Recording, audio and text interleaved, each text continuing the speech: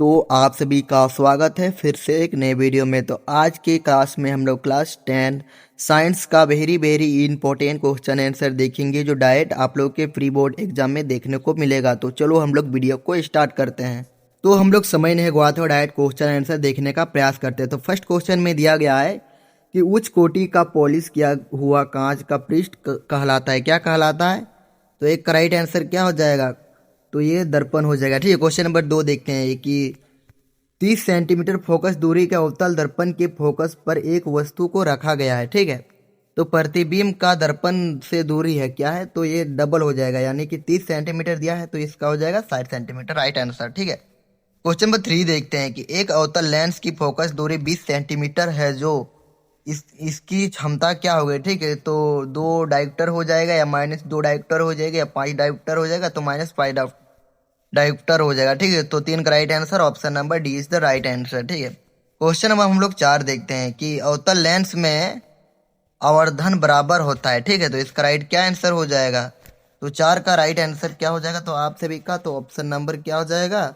तो option number B हो जाएगा, बी बटा यू हो जाएगा। ठीक है, क्वेश्चन हम लोग 5 देखते हैं कि नेत्र गोलक लंबा होने से कौन सा दृष्टि दोष उत्पन्न होता है? ठीक है, तो निकट दृष्टि दोष होता है, दूर दृष्टि दोष, जरा दृष्टि दोष, इनमें से कोई नहीं। तो इसका राइट आंसर हो जाएगा निकट दृष्टि दोष हो जाता है। नेत्र जो गोलक जो लंबा हो जाता है तो उससे कौन सा दृष्टि दोष होता है? तो निकट दृष्टि दोष। ठीक है, क्वेश्चन नंबर 6 देखते हैं कि तीव्र प्रकाश में पुतली की आवृत्ति होती है, जो तीव्र प्रकाश है उसमें जो पुतली है उसकी जो आवृत्ति होती है वह कैसी होती है? ठीक है, वो छोटी हो जाती है या बड़ी या जयो की तयो या इनमें से कोई नहीं। तो 6 का राइट आंसर हो जाएगा ऑप्शन नंबर ए।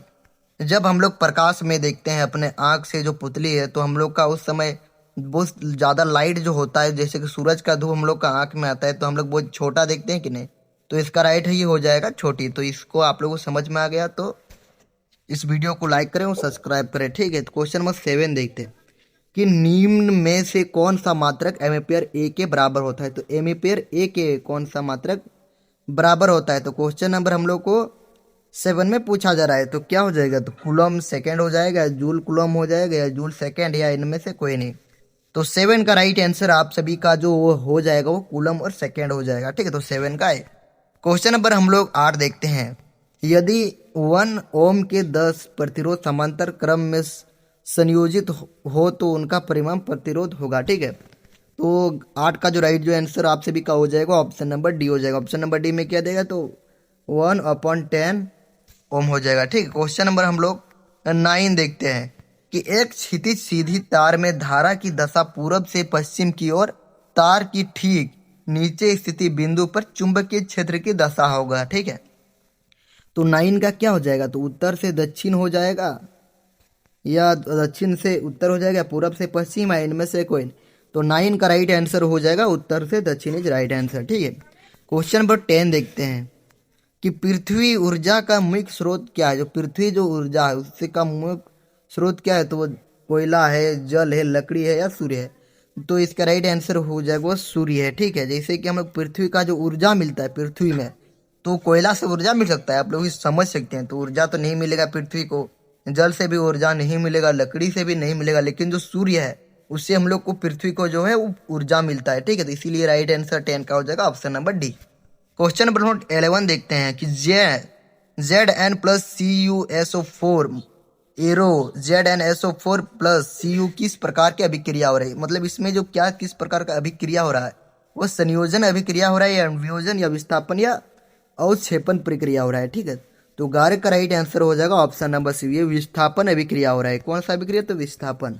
क्वेश्चन हम लोग 12 देखते हैं कि चांदी के ऊपर काली परत का चढ़ना उदाहरण है। जो चांदी है उसके ऊपर काली परत का चढ़ना क्या कहलाता है? उसको हम लोग संक्षारण कहते हैं या क्या कहते हैं? तो इसको हम लोग संक्षारण कहते हैं। ठीक है, क्वेश्चन नंबर हम लोग 13 देखते हैं कि अम्ल के जलीय विलयन में निम्न में से कौन उत्पन्न होती है? ठीक है, तो 13 का क्या हो जाएगा? 13 का right answer option number B, H3O- आयन इज द राइट आंसर। ठीक है, क्वेश्चन नंबर 14 देखते हैं कि विरंचन चूर्ण का रासायनिक सूत्र है। जो विरंचन चूर्ण है उसका जो रासायनिक सूत्र क्या हो जाएगा? CaCO3 CaCl2O या CaCaOCl2।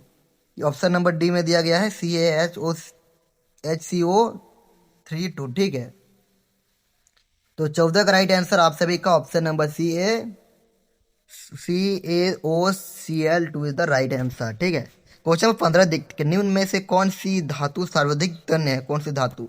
सोना, लोहा, तांबा, जस धातु। 15 का क्या हो जाए? तो option number A. Option number A में क्या था? सोना। सोना इज द राइट आंसर, ठीक है। देखो, निम्न में से कौन सी धातु सर्वाधिक तन्य है? तन्य मतलब बहुत ज्यादा कीमती है, तो जानते हैं आप लोग क्या है? तो वो सोना ही है। क्वेश्चन नंबर 16 देखते हैं कि धातुओं की क्रियाशीलता का सही क्रम है, ठीक है। तो इसका राइट आंसर क्या हो जाएगा? तो 16 का राइट आंसर आप सभी का जो हो जाएगा वो ऑप्शन नंबर डी हो जाएगा, NaAMgZnCu, ठीक है। अब क्वेश्चन नंबर 17 देखते हैं, कार्बन की संयोजकता है, जो कार्बन है उसका संयोजकता क्या हो जाएगा? 1 हो जाएगा, 2, 1, 2, 4, 6 हो जाएगा। तो 17 का राइट आंसर हो जाएगा option number C. Option number C में क्या देगा? तो 4 हो जाएगा, ठीक है। क्वेश्चन नंबर हम लोग 18 देखते हैं कि लंबी श्रृंखला वाले कार्बोक्सिलिक अम्लों के सोडियम को कहते हैं, ठीक है। तो इसको हम लोग क्या कहते हैं? 18 का, तो इसको हम लोग ऑप्शन नंबर बी यानी कि उसको हम लोग साबुन कहते हैं, ठीक है। क्वेश्चन नंबर 19 देखते हैं कि सिलिकॉन आधुनिक आवर्त सारणी के किस वर्ग का सदस्य है, ठीक है। 13 है, 12, 14, 2। तो इसका राइट आंसर क्या हो जाएगा? 19 का तो राइट आंसर ऑप्शन नंबर 14 हो जाएगा, ठीक है। क्वेश्चन नंबर हम लोग 20 देखते हैं कि आधुनिक आवर्त सारणी के आवर्त -2 में कितने तत्व है, ठीक है। तो 20 का राइट आंसर क्या हो जाएगा? तो 8 is the right answer.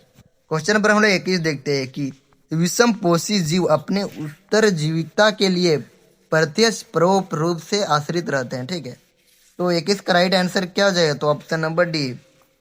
D में क्या देगा? तो हरे स्वपोषी पौधों पर। क्वेश्चन नंबर 22 में पूछा गया है कि पौधों के वायवीय भागों से जल के वाष्प के रूप में किया जाता है, उसको हम लोग उत्सर्जन कहते हैं, परागसरण कहते हैं, विसरण कहते हैं, या वाष्पोत्सर्जन सर्जन कहते हैं, ठीक है। तो 22 का राइट आंसर आप सभी का option number D. Option number D में क्या देगा? तो वाष्पोत्सर्जन is the right answer. Question number हम लोग 23 देखते हैं कि 2 तंत्रिका कोशिका के मध्य खाली स्थान को कहते हैं, एक्सोन कहते हैं, साइटोन कहते हैं, सिनेपस कहते हैं, या मेंडुला कहते हैं, ठीक।